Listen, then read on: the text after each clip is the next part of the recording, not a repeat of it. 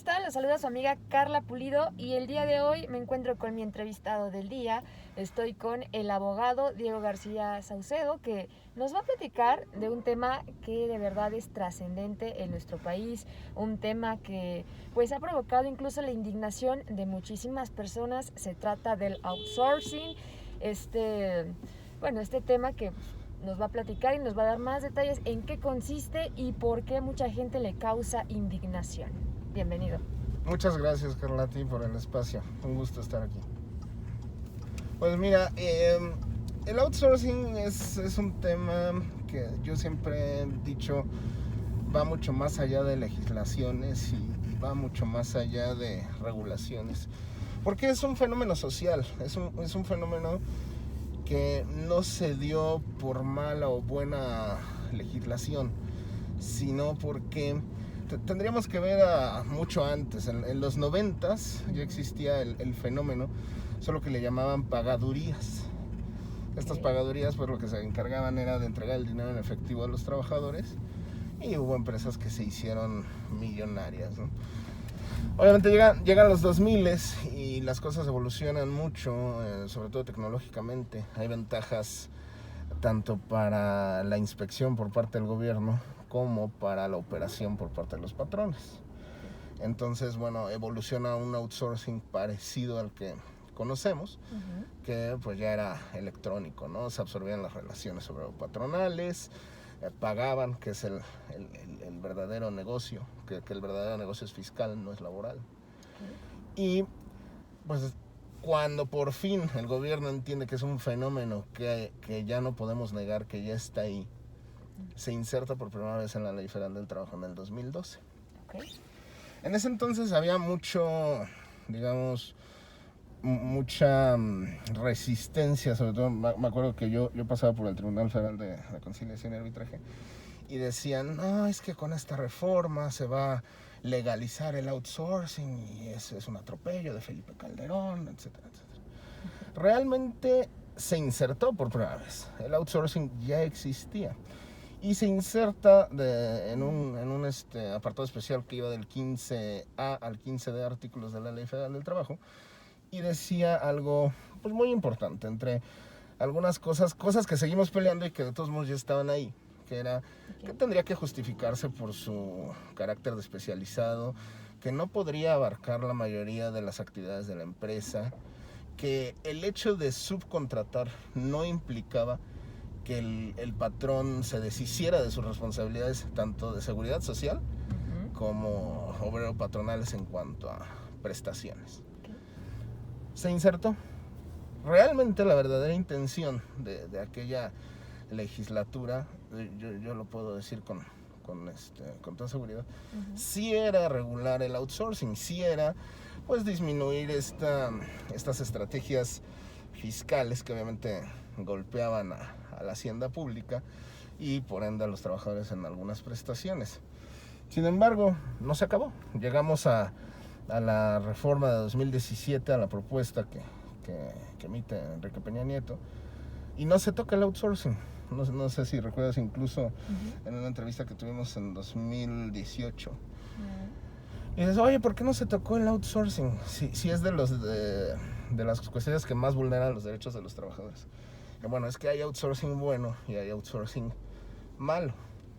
Y tal vez los legisladores no lo quisieron entrar en 2017 porque, uno, hay muchos intereses económicos, políticos en la figura. Digo, al grado que hoy por hoy el mayor cliente del outsourcing es el gobierno federal. Sí está haciendo, hasta donde yo sé, los cambios. Ya están dejando a la gente el outsourcing para pasar a ser empleados directamente de las dependencias. Pero bueno, ese si quieres entramos en otro tema. Pero ante la presión más bien social, porque vamos a aceptarlo, en el 2017 la reforma surge por otros temas, unas recomendaciones que le emiten algunas organizaciones al presidente, y se olvidan del tintero. Desde el 2017 sabíamos que ahí estaba, nadie lo pelaba. Nos empieza a presionar Estados Unidos y mágicamente en 2 meses casi los legisladores, no, es que lo tenía guardado aquí en el cajón.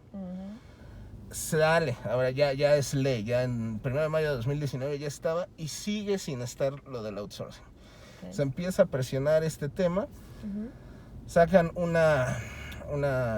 primero en febrero de 2020, Napoleón Gómez Urrutia hace una propuesta de equiparar al outsourcing al crimen organizado. Okay. Entonces, pero regulándolo en la Ley Federal del Trabajo. Ujú. Al final del día, yo siempre digo, hay un outsourcing bueno y hay un outsourcing malo. Okay. El malo hace defraudaciones fiscales. Ujú. Esto quiere decir, el delito ya existe, no hay por qué sobreregularlo. Okay. Al final del día, si tú evades taxativamente cualquier cosa, puedes incurrir en un delito, ¿no? Entonces, como que no era necesario, era más bien una matiz política de agarrarlo de bandera, de estamos eliminando el outsourcing. Claro. Ahí se abrieron audiencias públicas en el Senado en febrero de 2020. Incluso todavía la discusión se prolongó, llegó la pandemia. En algunas situaciones nosotros tuvimos el gusto de participar en octubre de 2020 en las que organizó la Cámara de Diputados. Y arrojan este híbrido que tenemos por fin en abril de este año, ¿no? Okay. ¿Por qué digo híbrido? Porque no toca los puntos medulares. Dice, se acabó el outsourcing, solo se acepta el especializado. Ujú. Eso ya estaba. O sea, Okay. no puede cubrir el total del porcentaje de las actividades en la empresa. Ujú. Eso ya estaba. Okay. Hay dos cosas que yo digo son novedosas, no necesariamente buenas. Ujú. Una es que se emite la obligación de registrar a las empresas que se dedican a la subcontratación en un registro federal que controla la Secretaría del Trabajo. Okay. Y dos, que se va a fortalecer supuestamente que ese es otro tema, Ujú. la figura de la inspección de la Secretaría del Trabajo. Okay. Va a funcionar como un ente fiscalizador Ujú. que va a revisar ante denuncias, ante algún sistema aleatorio, Claro. aquellos subcontratistas que no estén cumpliendo con lo que Ujú. marca la reforma y pues bueno, obviamente implementar las medidas de apremio que correspondan, ¿no? Claro, pero seguimos viendo que hay muchas empresas que hacen estas contrataciones y los empleados pues no tienen como tal un contrato, les pagan por fuera y cuando alguien quiere denunciarlos, por así decirlo, pues saben que lo primero que va a pasar es que los van a dejar sin trabajo, ¿no? Claro. Mira, yo te comentaba que era un fenómeno que va más allá de regularizaciones y de legislación, Ujú. porque si nosotros queremos acabar con el outsourcing, ahorita entramos en qué puede ser un outsourcing bueno y qué puede ser un outsourcing malo, Ujú. pero deberíamos de apoyar al pequeño y microempresario. Claro. Yo no voy a negar que hay grandes corporativos que lo único que buscan es incrementar sus ganancias sin considerar las necesidades del sector obrero. Pero vamos a pensar, bueno, no vamos a pensar, los números dicen que los empleos formales Ajá. del país son el 70% dados Ujú. por los pequeños y microempresarios. Okay. Estos no son grandes magnates con un músculo, decía don Ricardo Rocha, con un músculo financiero para sostener departamentos de recursos humanos, para sostener... Es carísimo, Carla, Ujú. tener un empleado en el IMSS. Carísimo. O sea, si tú pagas el mínimo Ajá. a un trabajador, te sale como en el doble del mínimo su costo real por Wow. ser formal. Okay. Entonces, yo digo, bueno, está bien, ¿no? Hay que pagar impuestos, hay que pagar cuotas sobre patronales, hay que proveer al trabajador de seguridad social. Pero el señor que tiene un changarro de birria en la esquina, que tiene 15 trabajadores, Ujú. no tiene el músculo que tiene Emilio Azcárraga, que tiene Raúl Salinas. No es lo mismo, no podemos... Y sin embargo, hay 1000 changarros de birria que dan casi, si lo conjuntamos en número, tal vez dan incluso más trabajo. Claro. Entonces, esta figura a veces también es utilizada por micros y pequeños empresarios que no pueden ni operativa ni financieramente Ujú. sostener la formalidad. Claro. Y ese es el punto medular, Ujú. que lo aceptemos o no, Sí. el outsourcing ayuda a la formalidad. Hay que hacer outsourcing bueno. ¿Qué quiere decir? Como tú dices, no subcotizar a la gente, no decirle, bueno, para ahorrarte impuestos voy a hacerte pagos por fuera, a dar de alta al trabajador con menos de su salario, Claro. situaciones de estas. Pero ayudar a un mecanismo de pagaduría, digamos, siempre y cuando cumplamos con nuestras obligaciones patronales, yo creo que es algo bueno y que ayuda mucho a la formalidad del país. Claro. ¿Qué es lo que estamos viendo ahorita, Carla? Que los despidos están a la orden del día. Demasiado. Se habla de que más de 2 millones de empleos se perdieron a raíz de la pandemia. Sí. Esta gente, si estaba por outsourcing o no, al menos tenía seguridad social. Claro. Y están arriesgándose todos los días, a lo mejor buscando empleo, o primero Dios ya lo hayan encontrado, sin seguridad social, porque a lo mejor también la otra oferta del patrón fue, pues no te corro, pero te quito tus prestaciones, ¿no? Claro. Porque no me puedo sostener. Le hago la petición al gobierno, ejemplo, al IMSS. Me acuerdo que por ahí de mayo me hablaban, oye Diego, salió un programa para que te financien las cuotas patronales. A ver, déjame revisarlo y tengo una recomendación. ¿Ya viste la tasa de interés que está manejando el IMSS? Me imagino. Te sale más barato pedir un préstamo bancario. Claro. Entonces, ¿cuál apoyo? Vamos a comparar con países como Canadá. Le dieron todas las facilidades, que yo sepa, a los patrones para, bueno, vamos a disminuirte costos en esto, en aquello, vamos a darte un verdadero financiamiento, pues sí con interés, ¿no? Pero con tasas de interés casi bajas, ridículas. ¿no? Pero por favor no corras a la gente, lo importante es que mantengas las fuentes de empleo. Claro. Entonces, eso es algo que tristemente está tan mal administrado en este país que el outsourcing, lejos de perjudicar, beneficia. Estás loco de atar. Yo te cuidaré hasta que estés cuerdo. Oh, ya entiendo. No sabes qué día es hoy, ¿cierto? ¿Miércoles? Hoy es el día opuesto. Y es curioso, ¿no? Porque incluso el outsourcing malo, yo recuerdo que ese era un argumento en 2012, 2013 que se insertó por primera vez. Obviamente la gente cuando quería ser contratada, o más bien la iban a contratar por outsourcing, y se resistía, el outsourcing le decía, ¿tenías IMSS antes de esto? La gente firmaba. Dice, o sea, entonces voy a tener IMSS, tengo a mi esposa embarazada, mi mamá depende de mí económicamente y trae alguna enfermedad crónico-degenerativa. Sí. ¿Me vas a dar IMSS? Te firmo. Claro. Y es que esa es la necesidad social que no se está atendiendo. Y prefieren decir que lo eliminamos o que lo hiperregulamos o lo hipercastigamos, cuando eso no va a solucionar el problema. Claro. Sí, justo, no sé, me surge una duda, ¿no? Si también esto del IMSS, ¿no? Porque en algún momento la gente busca tener IMSS porque pues quieren tener una pensión, ¿no? Lo cual creo que pues es bueno, pero también eso a la larga es muchísimo más costoso, ¿no? Claro, y esa es otra situación que ayuda al outsourcing malo a tener éxito. Dicen los trabajadores, oye, ¿qué va a pasar con mi posibilidad de pensión? ¿Cuántos años tienes? No, pues tengo 25. ¿Cuándo empezaste a cotizar? No, pues nunca he cotizado. ¿De qué pensión hablas? Claro. Conforme a la ley del Seguro Social ya no te va a tocar una pensión como la que tuviste con tus abuelos o tus papás. Ya te va a tocar algo así como de la Afore, una pensión muy paupérrima a comparación de ello. Entonces, me sale más barato a mí, patrón, imagínate, porque además lo deduzco, que esa es la clave del éxito de todo esto. Sí. Darte un seguro de retiro o un seguro médico particular de gastos médicos mayores. Sí.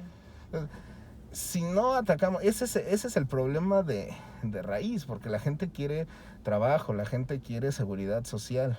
Cierto. Pero no nos acordamos que en México no somos los patrones que, bueno, esta administración cree que somos, porque parece que es, digo, obviamente yo defiendo patrones, parece que es pecado ser patrón, porque tú al ser patrón automáticamente eres un magnate y tienes todo el dinero para sostener esta maquinaria de obligaciones de seguridad social, y es tu responsabilidad, ¿no?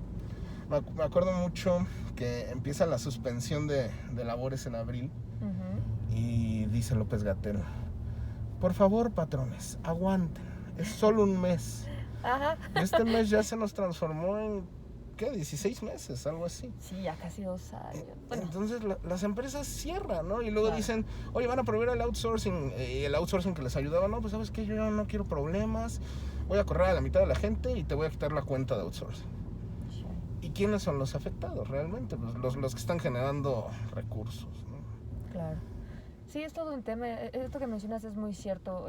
Lo de la pandemia sí vino a afectar a muchísimas personas y no solamente a los magnates, que yo creo que ellos se prepararon desde mucho antes, ¿no? O sea, aquí el problema es los pequeños empresarios o los pequeños comercios que daban empleos a 3, 4, 5, 10 personas y el gobierno en esta situación de pandemia pues les dio la espalda, ¿no? Entonces, pues, ¿qué haces en una situación así? Si el gobierno no te apoya, no te está dando los incentivos para que tú no corres a la gente, pues obviamente, pues por más que quisieran estirar la liga, en algún momento se iba a romper, ¿no? Claro. Y ese es, como te digo, el punto medular. Si tu gobierno quieres acabar con este tipo de figuras, porque ojo, no se va a acabar. No se va a acabar hasta que no cambien cosas como crear una legislación, una tasa de recaudación acorde a cada patrón. Ok. No puedes ponerle las mismas tasas de impuesto, imagínate. Yo al ser persona física con actividad empresarial, pago el mismo porcentaje que don Emilio Escárraga. No, bueno. Entonces, sí, a lo mejor más bien no, a lo mejor mis ingresos son mucho menores, Sí. pero el porcentaje de la tasa es la misma. Ok. Y yo le doy trabajo a 4 o 5 abogados. Ok. Entonces, si quieres apoyarme, tienes que hacerme una tasa diferente para que yo siga dando trabajo, para que yo siga teniendo la posibilidad de cumplir con mis obligaciones. Justo. Ahora me dicen, no puedes hacer eso y no puedes contratar un outsourcing que te ayude a todo eso. O sea, ellos van a dar de alta a la gente, ellos les van a dispersar sus pagos, ellos estas situaciones. Entonces ahora me incrementa el costo de que tengo que contratar a alguien especializado en recursos humanos. Digo, somos abogados laborales, sabemos, pero me refiero a la parte operativa. Dispersión, altas, bajas, toda esta situación que es un área especializada y que, insisto, no todos los patrones tienen la posibilidad. Y tú dijeras, bueno, somos los menos, somos el 10%, el 15%, a ver a qué esquema nos adherimos. Pero no, somos los que damos el 70% del empleo en este país. Es algo gravísimo. Imagínate que solo el 30% del empleo formal tiene esa fortaleza, como tú dices, para sostener una pandemia. Supongo que a don Carlos Slim no le afectó mucho en el sentido de que pues tenía recursos para sostener esto y a lo mejor para sostenerlo durante más tiempo. La preocupación es el grueso de la población, ¿no? El grueso de los patrones. Sí. Sí, bueno, ya vemos que en pandemia con todo y todo había quienes andaban paseando en su yate, ¿no? O sea, entonces dices, me queda claro que a muchos empresarios no les afectó en lo absoluto, porque pues ellos ya tienen previsto y ya tienen gente que también les apoya a hacer todos estos planes, ¿no? A largo plazo con sus inversiones y todo, pero la gente pues de a pie, la gente que dice, no inventes, o sea, si te corren ahorita con esta situación de la pandemia, ¿a dónde vas a ir a pedir empleo, no? Correcto. Y más porque obviamente es la situación que le está pegando a la mayoría de las empresas.